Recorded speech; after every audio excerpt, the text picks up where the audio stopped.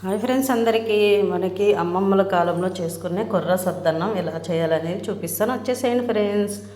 ఇదైతే హెల్త్కి అయితే చాలా మంచిదండి. ఇక్కడ చూడండి, కొర్రలు అయితే 6 గంటల ముందే నానబెట్టేసి ఉడకబెట్టి పెట్టుకున్నా అండి. అప్పుడప్పుడైనా ఉడకబెట్టుకోవచ్చు అనమాట. ఇదైతే నేను నైట్ ప్రిపేర్ చేసుకుంటున్నాను.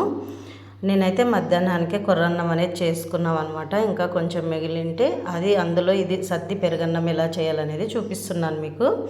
ఇక్కడ చూడండి ఫ్రెండ్స్, మంచిగా ఉప్మా ఉన్నట్టు ఉంది కదండి. బాగా పొడి పొడిగా చాలా టేస్టీగా చాలా బాగుంటుందండి. ఇట్లా కొర్రన్నం పప్పు వేసుకొని తింటే సూపర్గా ఉంటుంది.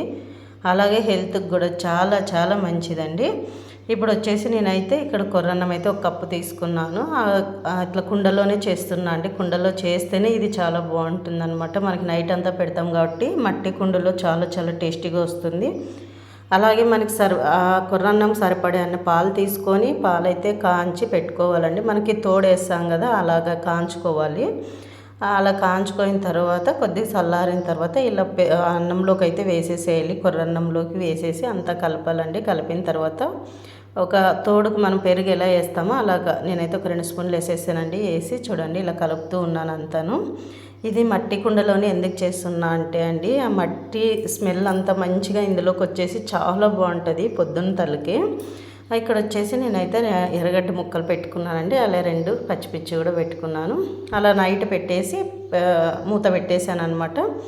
మళ్ళీ పొద్దున చూడండి మనకైతే తోడుకుందనమాట. మంచిగా గట్టిగా పెరుగు అయిపోయింది అంతాను. ఇప్పుడైతే ఇవన్నీ తీసేసుకొని ఇందులో కొంచెం ఉప్పు వేసుకొని ఆ తర్వాత నీళ్ళు చూడండి బాగా గట్టిగా అయిపోయింది పెరుగు అంతాను.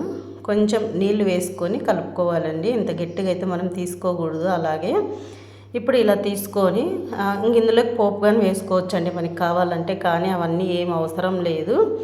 ఇలా కొద్దిగా వాటర్ వేసుకొని ఉప్పు వేసుకొని కలుపుకొని ఇప్పుడు ఇక్కడ ఎర్రగడ్డ ఉంది కదండి, ఎర్రగడ్డ పచ్చిమిర్చి నంచుకొని తింటుంటే అస్సలు ఏ టిఫిన్ అవసరం లేదండి. ఇలా పొద్దున్నే ఒక కప్పు తీసుకున్నామంటే మనకి మధ్యాహ్నం వరకు అస్సలు ఆకలి అనిపించదు. Healthy food. మనకి అప్పుడు కాలంలో ఇలా తినే పెద్దవాళ్ళు సేద్యం పనులు అన్నీ చేసేవాళ్ళు కదా ఫ్రెండ్స్. ఇప్పుడు చూడండి నేనైతే తింటూ ఉన్నాను.